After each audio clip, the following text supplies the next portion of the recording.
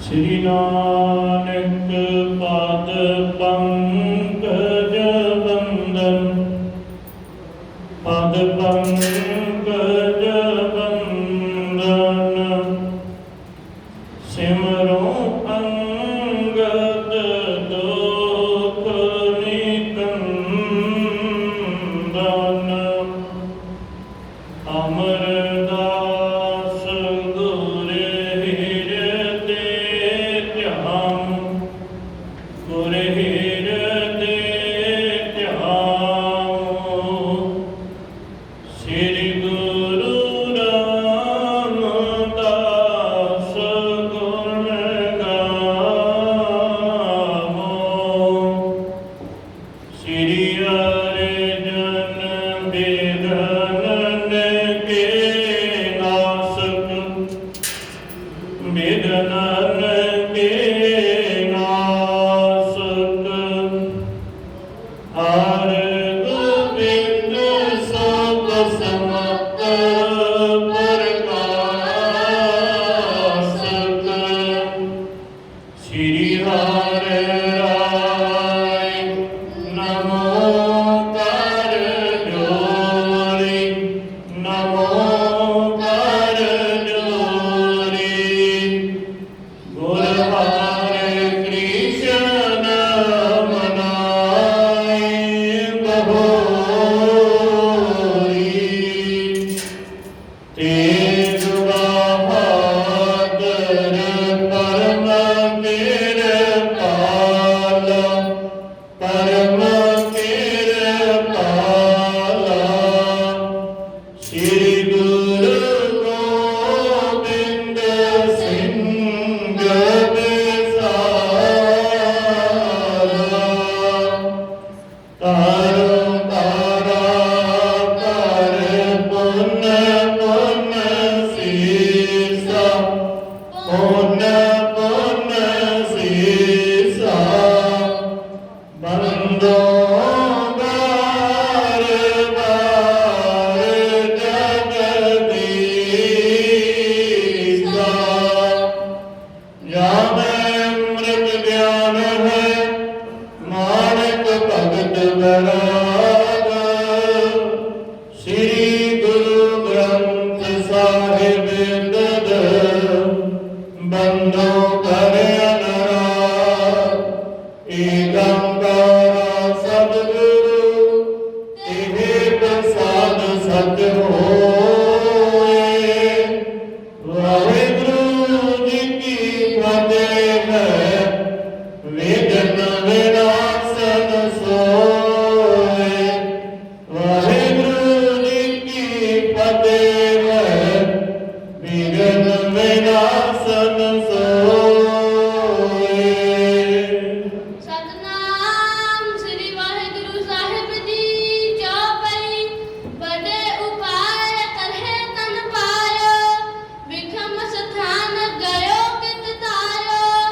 कह को कुछ कहा, सुन सुन लोक अचंबो लहा।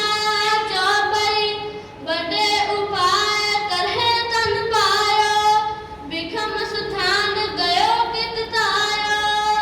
वाहिगुरु जी का खालसा, वाहिगुरु जी की फतेह। तखत जबर शतर दे मालक, हाजरा हजूर सर्व कला भरपूर। सबरी मन दे कल्याणकारी ज्ञान दे सागर, जुगो जुग अटल धन धन साहिब श्री गुरु ग्रंथ ਸਾਹਿਬ महाराज जी दे पावन पवित्र हाजरी अंदर सज बैठे गुरु रूप गुरु खालसा साध संगत जी। आप वडभागी हो, सतगुਰਾਂ ਦੀ पावन पवित्र हाजरी अंदर सज के सतगुਰਾਂ ਦੇ दर्शन दीदार ਕੀਤੇ ਹੈ। हफ्तावारी प्रोग्राम के अनुसार ਸਰਬੱਤ ਸੰਗਤਾਂ ਨੇ मिल के गौड़ी सुखमनी साहब जी के जाप किए। उपरंत चौधरी साहब जी जो रखिया की बाणी है, ਆਪ ਜੀ ਨੇ ਰਲ ਮਿਲ ਕੇ ਬਾਣੀ ਪੜ੍ਹਨਾ ਕੀਤੀ ਹੈ। ਧਾਰਨਾ ਦੇ ਦੁਆਰਾ ਸਤਿਗੁਰਾਂ ਦੀ ਸਿਫਤ ਸਲਾਹਾ ਕਰਨਾ ਕੀਤੀ ਹੈ, ਸੁਣਨਾ ਕੀਤੀ ਹੈ, ਆਪਣੇ ਜੀਵਨ ਨੂੰ ਸਫਲੇ ਬਣਾਉਣਾ ਕੀਤਾ ਹੈ। ਮੀਰੀ ਪੀਰੀ ਦੇ ਮਾਲਕ ਸਾਹਿਬ ਸ੍ਰੀ ਗੁਰੂ ਹਰਗੋਬਿੰਦ ਸਾਹਿਬ ਮਹਾਰਾਜ ਜੀ ਦੇ ਘਰੋਂ ਵਰਸਾਏ ਹੋਏ ਬਹਾਦਰ ਬਾਬਾ ਵਿਧੀ ਚੰਦ ਜੀ, ਜਿਨ੍ਹਾਂ ਦੇ ਪਾਵਨ ਪਵਿੱਤਰ ਅਸਥਾਨ ਗੁਰਦੁਆਰਾ ਪੜਸਰ ਵਿਖੇ ਪਿਛਲੇ ਪਹਿਰ ਦਾ ਦੀਵਾਨ ਸ੍ਰੀ ਗੁਰਪ੍ਰਤਾਪ ਸੂਰਜ ਗ੍ਰੰਥ ਦੀ ਲੜੀਵਾਰ ਕਥਾ ਤੋਂ ਆਰੰਭ ਹੁੰਦਾ ਹੈ, ਜੋ ਆਪ ਹਰ ਰੋਜ਼ ਦੇਵਤਿਆਂ ਦੀ ਤਰ੍ਹਾਂ ਸਜ ਕੇ ਸਤਿਗੁਰਾਂ ਦੇ ਇਤਿਹਾਸ ਦੀ ਕਥਾ ਸਰਵਣ ਕਰਦੇ। ਮੀਰੀ ਪੀਰੀ ਦੇ ਮਾਲਕ ਗੁਰੂ ਹਰਗੋਬਿੰਦ ਸਾਹਿਬ ਮਹਾਰਾਜ ਜੀ ਦਾ ਪਵਿੱਤਰ ਇਤਿਹਾਸ ਚੱਲ ਰਿਹਾ ਹੈ, ਜਿਹਦੇ ਵਿੱਚ ਸੰਗਤਾਂ ਤੋਂ ਖੋਈ ਹੋਈ ਭੇਟਾਂ, ਸੁੰਦਰ ਕੀਮਤੀ ਘੋੜੇ, ਜਿਨ੍ਹਾਂ ਦੇ ਵਿੱਚੋਂ ਇੱਕ ਬਾਬਾ ਜੀ ਧਾਰੀ ਬਣ ਕੇ ਲੈ ਆਏ, ਦੂਸਰਾ ਘੋੜਾ ਲਿਆਉਣ ਵਾਸਤੇ ਬਾਬਾ ਜੀ ਲਾਹੌਰ ਗਏ। ਉਹ ਜਿਵੇਂ ਬਾਬਾ ਜੀ ਨੇ ਸਿੱਖਾਂ ਦੇ ਕੋਲੋਂ ਸਾਰੀ ਪੁੱਛ ਪੜਤਾਲ ਕੀਤੀ, ਢੰਡੋਰੇ ਮਾਰਨ ਵਾਲਿਆਂ ਨੂੰ ਸੁਣਿਆ ਕਿ ਖੋਜੀ ਦੀ ਜੋਤਸ਼ੀ ਦੀ ਨਜੂਮੀ ਦੀ ਲੋੜ ਹੈ, ਜਿਹੜਾ ਘੋੜਿਆਂ ਦੀ ਰਸ ਪਾ ਦੇਣਾ ਕਰੇ ਉਹ ਮੰਗਿਆ ਨਾਮ ਬਾਦਸ਼ਾਹ ਦੇ ਦੇਗਾ।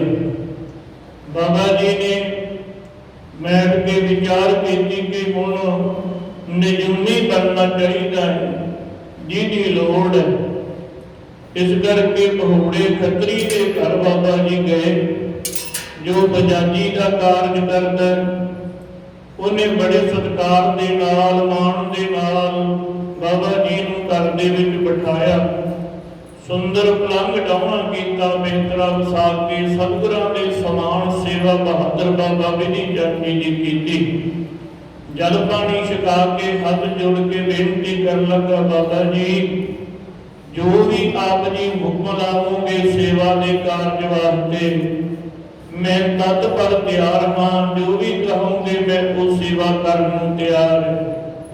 ਬਾਬਾ ਜੀ ਕਹਿਣ ਲੱਗੇ, ਸਿੱਖਾਂ ਦੀ ਸਿੱਖ ਸੇਵਾ ਕਰਿਆ ਹੀ ਕਰਦੇ, ਭਾਈ ਮੈਨੂੰ ਇਹ ਵਸਤੂਆਂ ਚਾਹੀਦੀਆਂ, ਹਿੰਦੁਸਤਾਨੀ ਪੁਸ਼ਾਕ, ਇੱਕ ਗਿੱਟਿਆਂ ਤੱਕ ਲੰਮੀ ਹੋਵੇ, ਇੱਕ ਗੋਡਿਆਂ ਤੱਕ ਤੇ ਇੱਕ ਉਹ ਤੋਂ ਉੱਪਰ, ਇਹ ਤਿੰਨ ਪੁਸ਼ਾਕਾਂ ਸੋਹਣੀਆਂ ਸੁੰਦਰ ਹੋਣ। ਤੇੜ ਪਾਉਣ ਦੇ ਵਾਸਤੇ ਖੁੱਲਾ ਪਜਾਮਾ ਹੋਵੇ, ਜਿਹਦੇ ਪਹੁੰਚੇ ਬਹੁਤ ਜ਼ਿਆਦਾ ਖੁੱਲੇ ਹੋਣ। ਉਹਦਾ ਜਿਹੜਾ ਨਾਲਾ ਹੈ ਉਹਦੇ ਅਗਲੇ ਬੰਨੇ ਫੁੰਮਣ ਲੜਕਦੇ ਹੋਣ ਕਿ ਜਦੋਂ ਨਾਲਾ ਬੰਨ ਕੇ ਅਗਲੇ ਬੰਨੇ ਛੱਡਣਾ ਕਰੀਏ ਉਹ ਥੱਲੇ ਲਮਕਦੇ ਹੋਏ ਦਿਖਣ। ਇਹ ਵਸਤੂਆਂ ਮੈਨੂੰ ਚਾਹੀਦੀਆਂ। ਇਹ ਹੁਕਮ ਕਰਕੇ ਬਾਬਾ ਜੀ ਰਾਵੀ ਦਰਿਆ ਤੇ ਇਸ਼ਨਾਨ ਕਰਨ ਚਲੇ ਗਏ। ਸ਼ਾਮ ਨੂੰ ਜਦੋਂ ਮੁੜੇ ਪ੍ਰਸ਼ਾਦਾ ਪਾਣੀ ਛਕਿਆ, ਬਹੋੜੇ ਦੇ ਘਰ ਵਾਲੀ ਘਰੇ ਉਹਨੇ ਜਲ ਪਾਣੀ ਛਕਾਇਆ, ਉਹਨੇ ਚਿਰ ਨੂੰ ਬਹੋੜਾ ਵੀ ਆ ਗਿਆ। ਉਹਨੇ ਕੋ ਭੇਟਾ ਲਿਆਣ ਕੇ ਬਾਬਾ ਜੀ ਦੇ ਅੱਗੇ ਰੱਖੀ। ਨਾਲ ਬਾਬਾ ਜੀ ਕਹਿਣ ਲੱਗੇ ਕਿ ਇੱਕ ਜੋੜਾ ਚਾਹੀਦਾ ਹੈ, ਜਿਹਦੀ ਅੱਡੀ ਨਾ ਹੋਵੇ, ਅਗਲੇ ਬੰਨਿਓ ਪੰਜਾਬੀ ਜੁੱਤੀ ਵਰਗੀ ਸੋਹਣੀ ਬਣੀ ਹੋਵੇ, ਜਿਵੇਂ ਪੁੱਛਾ ਹੁੰਦਾ ਹੈ, ਅਗਲੇ ਬੰਨਿਓ ਜਿਹਦੀ ਨੋਕ ਬਣੀ ਹੁੰਦੀ ਹੈ, ਪਰ ਅੱਡੀ ਨਾ ਹੋਵੇ। ਇਹ ਸਾਰਾ ਕੁਝ ਘੋੜੇ ਨੇ ਲਿਆਣ ਕੇ ਬਾਬਾ ਜੀ ਨੂੰ ਭੇਟ ਕੀਤਾ। ਬਾਬਾ ਜੀ ਉਸ ਰਾਤ ਫਿਰ ਧਰਮਸ਼ਾਲਾ ਦੇ ਵਿੱਚ ਚਲੇ ਗਏ।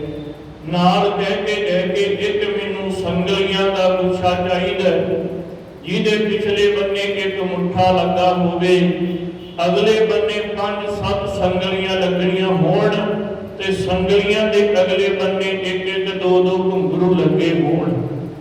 ਇਹ ਸਮਾਨ ਮੈਨੂੰ ਸਵੇਰ ਦੀ ਤੂੰ ਧਰਮਸ਼ਾਲਾ ਦੇ ਵਿੱਚ ਦੇ ਦੇਣਾ ਕਰੀ। ਬਾਬਾ ਜੀ ਧਰਮਸ਼ਾਲਾ ਦੇ ਵਿੱਚ ਚਲੇ ਗਏ। ਅੰਮ੍ਰਿਤ ਵੇਲੇ ਇਸ਼ਨਾਨ ਪਾਨ ਕਰਕੇ ਉਹ ਸੋਹਣੀ ਪੈਸ਼ਾਕ ਪਾ ਲਈ, ਇੱਕ ਲੰਮੀ ਦਸਤਾਰ ਜਿਹਦੇ ਦੋਨਾਂ ਕੰਨਿਆਂ ਤੇ ਜਰੀ ਲੱਗੀ ਹੋਈ ਹੈ, ਉਹ ਦਸਤਾਰ ਏਦਾਂ ਬੰਨਣਾ ਕੀਤੀ ਕਿ ਜਿਵੇਂ ਵੱਡੀ ਢਾਲ ਹੋਵੇ ਜਾਂ ਚੌੜੀ ਟੋਕਰੀ ਹੋਵੇ, ਇਹੋ ਜੀ ਦਸਤਾਰ। ਦਾੜਾ ਜਿਹੜਾ ਹੈ ਦੋ ਬੰਨਿਆਂ ਤੋਂ ਕੰਘੇ ਦੇ ਨਾਲ ਵਾਹ ਕੇ ਠੋਡੀ ਨੰਗੀ ਕਰ ਲੈਣਾ ਕੀਤੀ।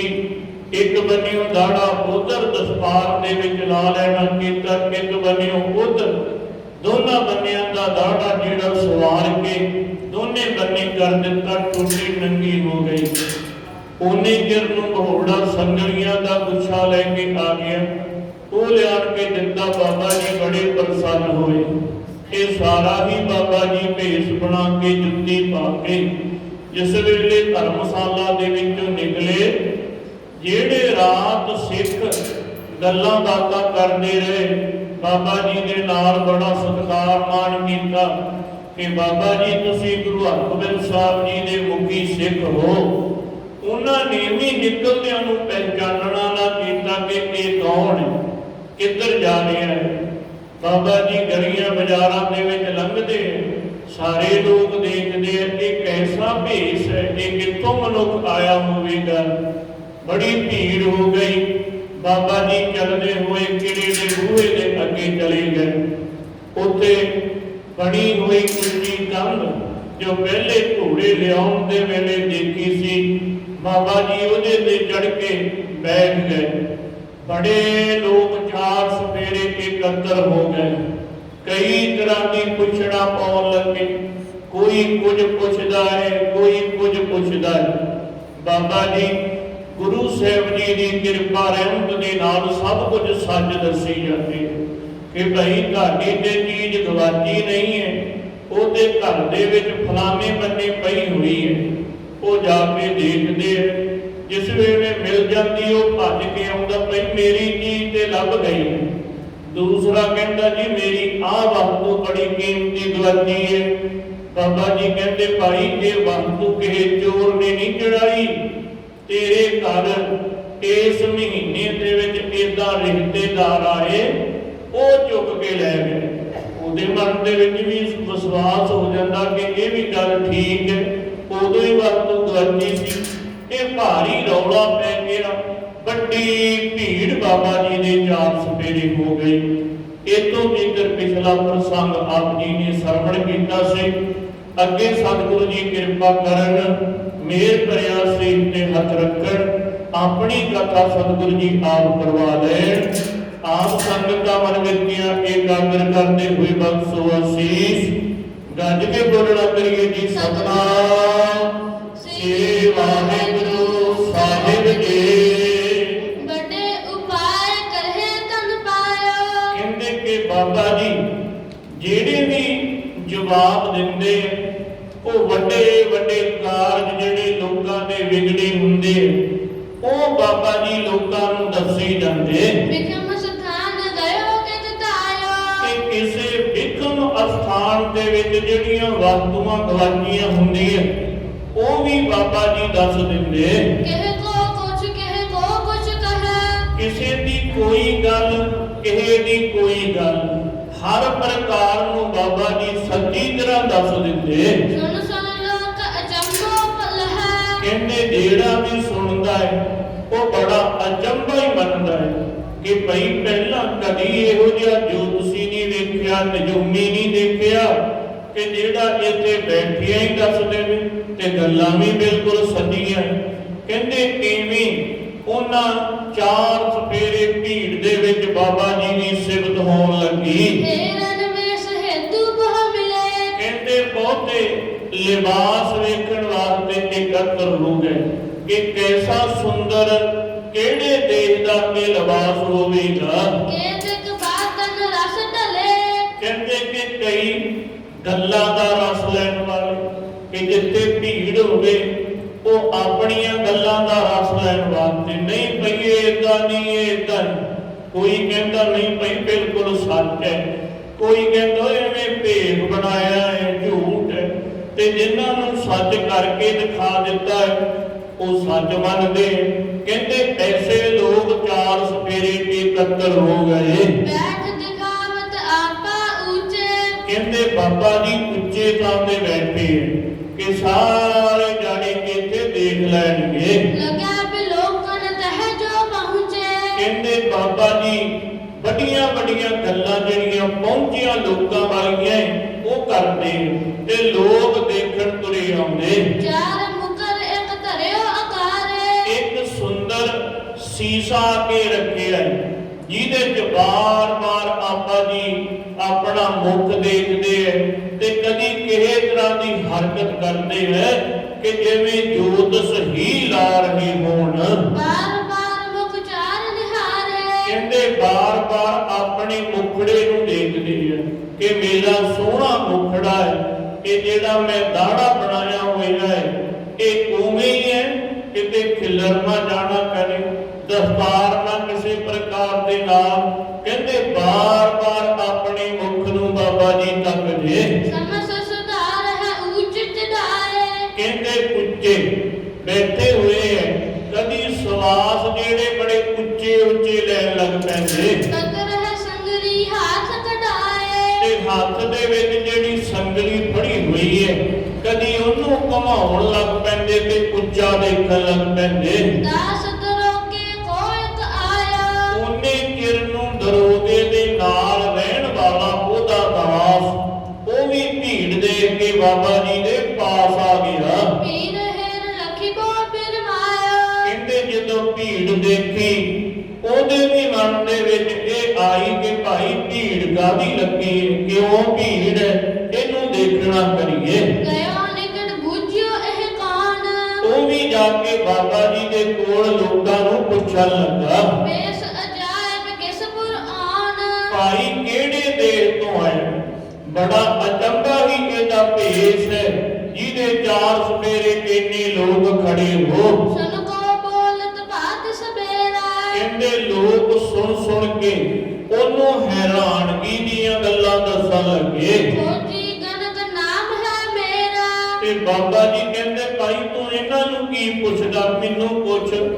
ਬਾਬਾ ਜੀ ਕਹਿੰਦੇ ਮੇਰਾ ਨਾਮ ਹੈ, ਖੋਜੀ ਵੀ ਕਹਿ ਦਿੰਦੇ ਤੇ ਗਨਕ ਭਾਵ ਕਿ ਮੈਂ ਦੇਖ ਕੇ ਹਿਸਾਬ ਕਿਤਾਬ ਲਾਉਣ ਵਾਲਾ ਵੀ ਹਾਂ। दूर देश जंगल भम रहा। ਮੇਰਾ ਦੇਸ਼ ਦੂਰ ਦੇਸ਼ ਹੈ, ਜੰਗਲ ਭਾਵ ਕਿ ਉਦੋਂ ਮਾਲਵੇ ਨੂੰ ਜੰਗਲ ਦੇਸ਼ ਕਿਹਾ ਜਾਂਦਾ ਸੀ।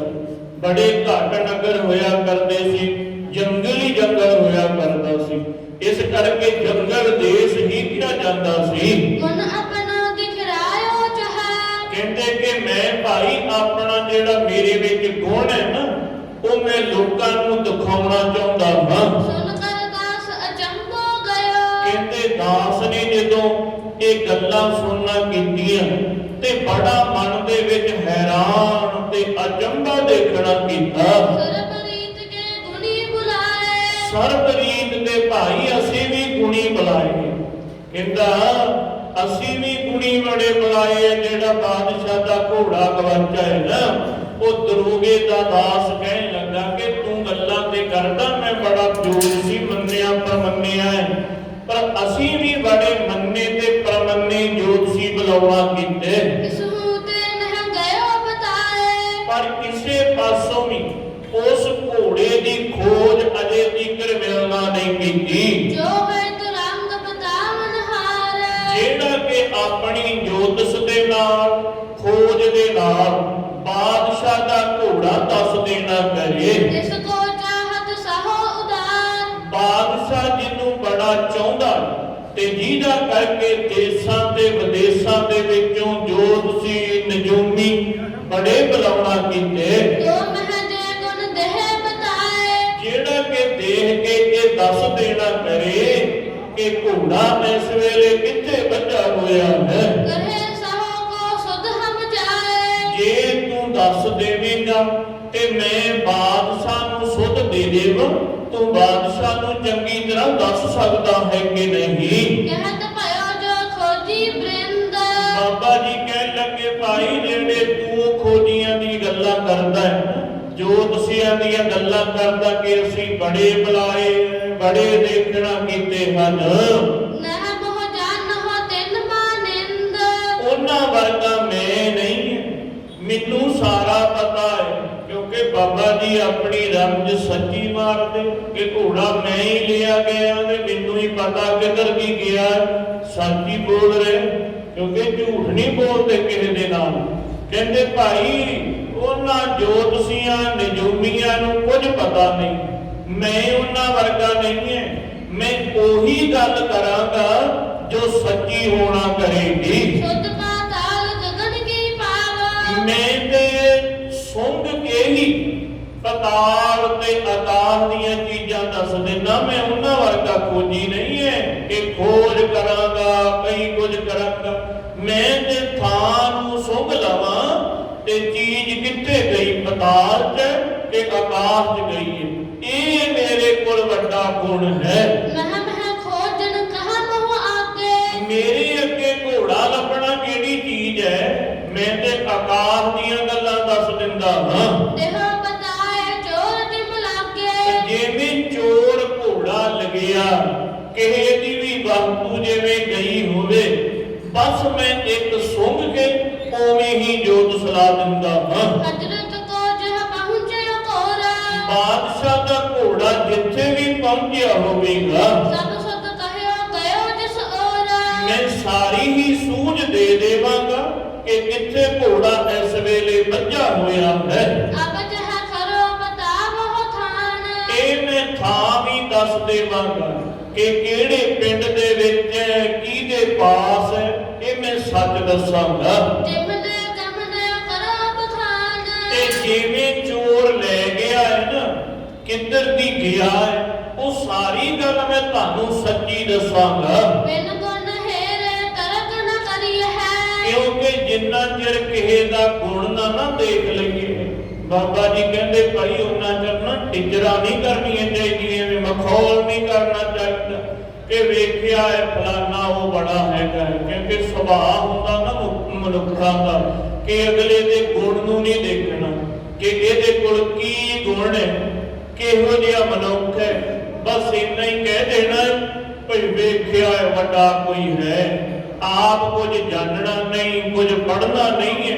ਜਿਵੇਂ ਕਥਾ ਦੇ ਵਿੱਚ ਗਿਆਨੀ ਪਿੰਦਰਪਾਲ ਸਿੰਘ ਜੀ ਵੀ ਕਹਿ ਰਹੇ ਕਿ ਭਾਈ ਆਪ ਦੇ ਅਸੀਂ ਕੋਈ ਕਿਤਾਬ ਪੜ੍ਹਦੇ ਤੇ ਉਹਨਾਂ ਦੀ ਨਿੰਦਿਆ ਕਰਦੇ ਜਿਹੜੇ ਰਾਤ ਦਿਨ ਕਿਤਾਬਾਂ ਪਤਾ ਨਹੀਂ ਕਿੰਨਾ ਇਤਿਹਾਸ, ਕਿੰਨੀ ਬਾਣੀ ਦੀ ਖੋਜ, ਉਹਨਾਂ ਦੀਆਂ ਅਸੀਂ ਗੱਲਾਂ ਟੋਕੇ ਕਰੀ ਜਾਂਦੇ।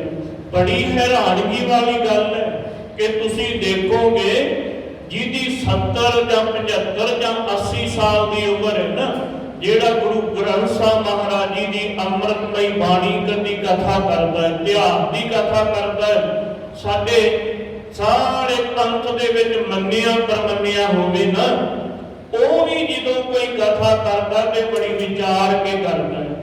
ਤੇ ਮੈਂ ਦੇਖਿਆ ਕਿ ਛੋਟੇ ਛੋਟੇ ਬੱਚੇ ਜਿਹੜੇ 15 ਸਾਲ ਦੇ 18 ਸਾਲ ਦੀ ਉਮਰ ਦੇ ਗੱਲਾਂ ਕਰਦੇ ਹਨ, ਉਹ ਵੀ ਉਹਨਾਂ ਨੂੰ ਕਰੀ ਜਾਂਦੇ ਏਦਾਂ ਥੋੜਾ ਸੀ ਜਿਹੜੀ ਗੱਲ ਕਰ ਦਿੱਤੀ ਹੈ।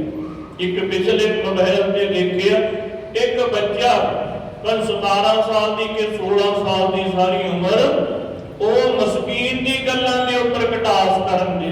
ਮੈਂ ਦੱਸੋ ਵੀ ਇਹਨੂੰ ਪਤਾ ਹੀ ਨਹੀਂ ਹੋਣਾ ਕਿ ਬਾਣੀ ਕੀ ਹੈ। ਪਹਿਲੀ ਗੱਲ ਤੇ ਸੰਥਿਆ ਹੀ ਨਹੀਂ ਕੀਤੀ ਹੋਣੀ, ਜਪਜੀ ਸਾਹਿਬ ਦਾ ਹੀ ਪਤਾ ਨਹੀਂ ਇਹਨੂੰ ਕੀ ਹੈ। ਤੇ ਗੱਲਾਂ ਕਿੱਧਰ ਦੀਆਂ ਵੱਡੀਆਂ ਵੱਡੀਆਂ ਨਿੰਦਿਆ, ਕਿਉਂਕਿ ਨਿੰਦਿਆ ਹੀ ਕਰ ਲੈਣੀ ਹੈ ਨਾ ਜਦੋਂ ਉਸ ਮੰਜ਼ਿਲ ਤੇ ਪਹੁੰਚਣਾ ਹੈ ਜਿੱਥੇ ਅਗਲਾ ਪਹੁੰਚਿਆ ਹੈ। ਕਿੰਨੀ ਮਿਹਨਤ ਕਰਕੇ, ਬਾਣੀ ਦੀ ਸੰਥਿਆ ਕਰਕੇ, ਕਿੰਨੀਆਂ ਵਿਦਿਆਲਿਆਂ ਦੇ ਵਿੱਚੋਂ ਵਿਦਿਆ ਪੜ੍ਹ ਕੇ ਇੱਕ ਨਿੰਦਿਆ ਤੇ ਸਿਖਾਣੀ ਕਰ ਦੇਣੀ ਹੈ। ਮੂੰਹ ਹੀ ਖੋਲਣਾ, ਓਏ ਉਹਨੂੰ ਕੀ ਆਉਂਦਾ, ਉਹ ਤੇ ਐਂ ਕਰ ਦਿੰਦਾ। ਉਹ ਕਿੱਥੋਂ ਪਹੁੰਚਿਆ ਇਹ ਦੇਖੋ। 20 ਸਾਲ ਦੀ ਉਮਰ ਦੀ ਪਹਿਲੇ ਘਰ ਦੀ ਵਿਦਿਆ ਪੜ੍ਹੀ, ਫਿਰ ਕਿੰਨੇ ਸੰਤਾਂ ਦੇ ਕੋਲ ਜਾ ਕੇ ਵਿਦਿਆ ਪੜ੍ਹੀ, ਕਿੱਥੋਂ ਤੀਕਰ ਜਾ ਕੇ ਮਿਹਨਤ ਕਰਕੇ। ਜਿਹਦੇ ਉਹਨੂੰ ਪਤਾ ਹੁੰਦਾ ਜਿਹਨੇ ਕੁਝ ਪੜ੍ਹਿਆ ਹੋਵੇ, ਕੁਝ ਸਿੱਖਿਆ ਹੋਵੇ। ਐਵੇਂ ਗੱਲ ਹੀ ਕਰ ਲੈਣੀ, ਉਹ ਦੇਖਿਆ ਹੈ, ਉਹ ਕੁਝ ਨਹੀਂ ਆਉਂਦਾ ਜਾਂਦਾ, ਮੈਂ ਚੰਗੀ ਤਰ੍ਹਾਂ ਜਾਣਦਾ। ਤੇ ਆਪ ਭਾਵੇਂ ਜਪਜੀ ਸਾਹਿਬ ਹੀ ਨਾ ਪੜ੍ਹਿਆ ਹੋਵੇ, ਰਹੋ ਵਿਚਾਰ। ਬਹਾਦਰ ਬਾਬਾ ਬਿਧੀ ਚੰਦ ਜੀ ਵੀ ਇਹ ਕਹਿੰਦੇ ਭਾਈ ਹੱਸੀ ਜੇ ਤੁਸੀਂ ਜਾਂਦੇ ਹੋ ਮੈਨੂੰ ਦੇਖ ਕੇ, ਟਿਚਰਾਂ ਕਰਦੇ ਹੋ, ਪਰ ਐਵੇਂ ਨਹੀਂ ਕਰਨਾ ਚਾਹੀਦਾ। ਪਹਿਲਾਂ ਬੰਦੇ ਦੇ ਗੁਣ ਨੂੰ ਦੇਖਣਾ ਚਾਹੀਦਾ ਤੇ ਫੇਰ ਇਹਦਾ ਇਦਾਂ ਦੀਆਂ ਗੱਲਾਂ ਕਰਨੀਆਂ ਚਾਹੀਦੀਆਂ। ਵੱਡੇ ਵੱਡੇ ਨਲ ਜਗਤ ਪਚਰੀ ਹੈ। ਧਰਤੀ ਦੇ ਉੱਪਰ ਵੱਡੇ ਵੱਡੇ ਗੁਣੀ ਰਹਿੰਦੇ। ਬਾਬਾ ਜੀ ਕਹਿੰਦੇ ਇਹ ਨਹੀਂ ਹੈ ਕਿ ਗੁਣੀ ਹੈ ਨਹੀਂ ਹੈ, ਖੋਜੀ ਹੈ ਨਹੀਂ ਹੈ, ਜੋਤਸ਼ੀ ਹੈ ਨਹੀਂ ਹੈ। ਜਿਹੜੀ ਵੀ ਵਸਤੂ ਦਾ ਨਾਮ ਹੈ ਉਹ ਵਸਤੂ ਧਰਤੀ ਤੇ ਹੈ। ਜਿਵੇਂ ਕਈ ਕਹਿ ਦਿੰਦੇ ਹਨ ਕਿ ਭੂਤ ਪ੍ਰੇਤ ਕਿਹੜੀ ਗੱਲ ਹੈ, ਪਰ ਪਤਾ ਤੇ ਉਹਨੂੰ ਲੱਗਦਾ ਹੈ ਜਿਹਦੀ ਭੂਤ ਪ੍ਰੇਤ ਪਰੇਡ ਕਰਾਉਂਦੇ ਆ, ਜਿਹਦੇ ਵਿੱਚ ਆਣ ਕੇ ਉਹਨੂੰ ਦੁਖੀ ਕਰਦੀ, ਉਹਨੂੰ ਪਤਾ ਹੁੰਦਾ। ਦੂਜੇ ਤੇ ਲਾਗੇ ਕਹਿ ਦਿੰਦੇ ਉਹ ਕਿਹੜੇ ਭੂਤ ਪ੍ਰੇਤਾਂ ਦੀ ਗੱਲ ਕਰਦੇ, ਉਹ ਤਾਂ ਬਿਮਾਰ ਹੋਵੇਗਾ। ਪਰ ਉਹ ਕਿਤੇ ਉਹ ਬੰਦੇ ਨੂੰ ਛੱਡ ਕੇ ਉਹਨੂੰ ਚਿੰਬੜੇ ਨਾ, ਫਿਰ ਪਤਾ ਲੱਗਦਾ ਕਿ ਕੀ ਹੁੰਦਾ ਹੈ। ਗੁਰੂ ਸਾਹਿਬ ਜੀ ਕਹਿੰਦੇ ਕਈ ਕੋਟ ਭੂਤ ਪ੍ਰੇਤ ਸੁਕਰ ਮਿਰਗਾ, ਕਿ ਕਈ ਕਰੋੜਾਂ ਇਹ ਜਾਤੀਆਂ ਜਿਹੜੀਆਂ ਭੂਤਾਂ ਦੀਆਂ ਪ੍ਰੇਤਾਂ ਦੀਆਂ। ਇਹ ਨਹੀਂ ਹੈ, ਨਹੀਂ, ਜਿਹੜਾ ਵੀ ਨਾਮ ਉਹ ਵਸਤੂ ਹੈ। ਬਾਬਾ ਜੀ ਕਹਿੰਦੇ ਭਾਈ ਧਰਤੀ ਦੇ ਉੱਪਰ ਬੜੀਆਂ ਵਸਤੂਆਂ ਹੈ ਜਿਨ੍ਹਾਂ ਦਾ ਨਾਮ ਹੈ ਨਾ, ਉਹ ਵੱਡੇ ਵੱਡੇ ਗੁਣੀ ਦੁਨੀਆ ਦੇ ਵਿੱਚ ਰਹਿੰਦੇ ਹਨ। ਕਹਿੰਦੇ ਕਿ ਐਸੇ ਜਿਵੇਂ ਹੀਰਾ ਬੜਾ ਕੀਮਤੀ ਹੈ, ਪਰ ਹੀਰੇ ਦੀ ਹਰ ਇੱਕ ਨੂੰ ਥੋੜਾ ਫਰਕ ਹੈ। ਉਹਦੇ ਇਹੀ ਕਹੇਗਾ ਕਿ ਕੱਚ ਦਾ ਬਣਕਰ, ਜਿਵੇਂ ਗੁਰੂ ਨਾਨਕ ਦੇਵ ਜੀ ਨੇ ਮਰਦਾਨੇ ਨੂੰ ਘੱਲਿਆ, ਕੋਈ ਕਹਿੰਦਾ ਭਾਈ ਲਿਆ ਬੱਚਿਆਂ ਦੇ ਖੇਡਣ ਵਾਲਾ ਸਬਜ਼ੀ ਲੈ ਜਾ, ਕੋਈ ਕਹਿੰਦਾ ਬੁੱਕ ਆਟੇ ਦਾ ਲੈ ਜਾ ਭਾਈ, ਬੜਾ ਸੋਹਣਾ ਲੱਗਦਾ ਹੈ, ਬੱਚੇ ਦੇ ਗਲ ਦੇ ਵਿੱਚ ਪਾ ਦਾਂਗੇ। ਪਰ ਜਦੋਂ ਪਾਰਖੂ ਦੇ ਕੋਲ ਗਿਆ, ਜਿਹਨੂੰ ਪਤਾ ਹੀਰਿਆਂ ਦਾ, ਉਹਨੇ 101 ਰੁਪਈਆ ਦੇ ਕੇ ਤੇ ਨਾਲ ਮੱਥਾ ਟੇਕਿਆ। ਮਰਦਾਨਾ ਜੀ ਕਹਿੰਦੇ ਮੈਂ ਵੇਚਣਾ ਨਹੀਂ ਹੈ। ਉਹ ਕਹਿੰਦਾ ਮੈਂ ਵੀ ਖਰੀਦ ਨਹੀਂ ਸਕਦਾ, ਮੇਰੇ ਕੋਲ ਕੀਮਤ ਨਹੀਂ ਹੈ।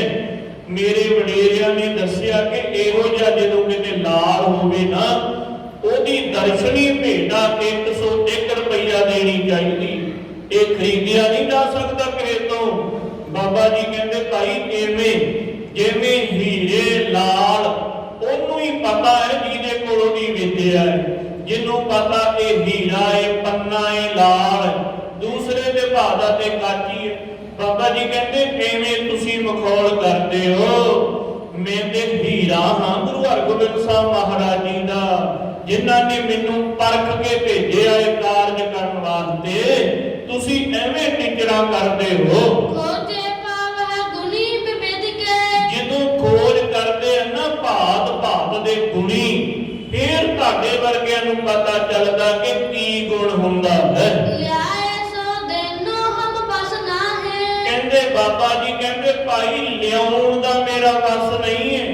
ਕੋਈ ਵੀ ਵਸਤੂ ਗਵਾਚੀ ਹੈ, ਘੋੜੇ ਬਾਦਸ਼ਾਹ ਦੇ ਗਵਾਚੇ ਹੈ, ਮੈਂ ਦੱਸ ਦੇਵਾਂਗਾ ਘੋੜਾ, ਪਰ ਲਿਆਉਣ ਦਾ ਮੇਰਾ ਕੋਈ ਵਸ ਨਹੀਂ। ਮੈਨੂੰ ਤੁਸੀਂ ਇੱਕ ਵਾਰੀ ਦੱਸਣਾ ਤੇ ਕਰੋ ਨਾ, ਘੋੜਾ ਕਿੱਥੋਂ ਚੋਰ ਨੇ ਕੱਢ ਕੇ ਖੜਿਆ ਹੈ। ਮੈਂ ਦੱਸ ਦੇਵਾਂਗਾ, ਬਾਦਸ਼ਾਹ ਆਪਣੀ ਸ਼ਕਤੀ ਦੇ ਨਾਲ ਲੈ ਲੈਣਾ ਕਰੇ। ਮੈਨੂੰ ਕਿਸੇ ਪ੍ਰਕਾਰ ਦਾ ਦੋਸ਼ ਨਾ ਦੇਵੋ, ਜਿੰਨਾ ਚਿਰ ਮੈਂ ਜੋਤਿਸ਼ ਲਾ ਕੇ ਦੱਸ ਨਹੀਂ ਦਿੰਦਾ। ਜਦੋਂ ਉਸ ਸੇਵਕ ਨੇ ਬਾਬਾ ਜੀ ਦਾ ਨਿਸ਼ਚਾ ਜਾਣਿਆ ਨਾ, ਗੱਲਾਂ ਸੁਣੀਆਂ ਕਿ ਭਈ ਹੈ ਤੇ ਗੁਣੀ, ਐਵੇਂ ਨਹੀਂ, ਇਹੋ ਜਿਹਾ ਅੱਗੇ ਨਹੀਂ ਦੇਖਿਆ, ਬੜੀ ਗੱਲ ਕਮਾਲ ਦੀ ਕਰਦਾ, ਪਰਖਣਾ ਚਾਹੀਦਾ। ਕਹਿੰਦੇ ਸੇਵਕ ਨੇ ਜਦੋਂ ਬਾਬਾ ਜੀ ਦੇ ਬਚਨ ਸੁਣਨਾ ਕੀਤੇ, ਦਰੋਗੇ ਨੂੰ ਜਾ ਕੇ ਦੱਸਣ ਲੱਗਾ ਕਿ ਦਰੋਗਾ ਜੀ ਆਪਣਾ ਕੰਮ ਬਣ ਜਾਣਾ ਜੀ। ਪਹਿਲੇ ਜੋਤਸ਼ੀ ਨਜੂਮੀ ਜਿੰਨੇ ਬੁਲਾਏ ਆਪਾਂ ਪੈਸੇ ਹੀ ਦੇ ਬੈਠੇ ਐ, ਅੱਜ ਮੈਂ ਐਸਾ ਇੱਕ ਨਜੂਮੀ ਜੋਤਸ਼ੀ ਦੇਖ ਕੇ ਆਇਆ ਹਾਂ।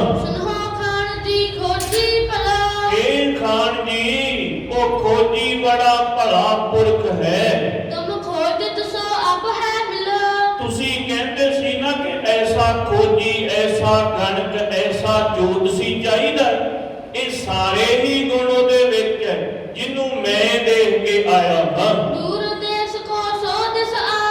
ਤੇ ਆਇਆ ਵੀ ਕਿਤੇ ਦੂਰ ਦੇਸ਼ ਤੋਂ, ਨਾ ਤੇ ਉਹਦੀਆਂ ਗੱਲਾਂ ਕਿਸੇ ਦੇ ਨਾਲ ਰਲਦੀਆਂ ਤੇ ਨਾ ਉਹਦਾ ਭੇਦ ਕਿਸੇ ਦੇ ਨਾਲ ਰਲਦਾ ਹੈ। ਉਹਦੇ ਨਰਾਲਾ ਹੀ ਜੋਤ ਦਸੀਏ। गुण खोजन को अधिक बतावे। ਉਹਦੇ ਕੋਲ ਖੋਜਾਂ ਵਾਲੀਆਂ ਵੀ ਗੱਲਾਂ ਬੜੀਆਂ ਵੱਡੀਆਂ ਵੱਡੀਆਂ ਹਨ। कहे सुगंध सो ले बताओ। ਦਰੋਗਾ ਜੀ ਉਹ ਕਹਿੰਦਾ ਮੈਂ ਇੱਕ ਵਾਰੀ ਥਾਂ ਨੂੰ ਸੁੰਘ ਲਵਾਂ ਨਾ ਤੇ ਮੈਂ ਸਾਰਾ ਜੋਤ ਸਲਾ ਲੈਣਾ।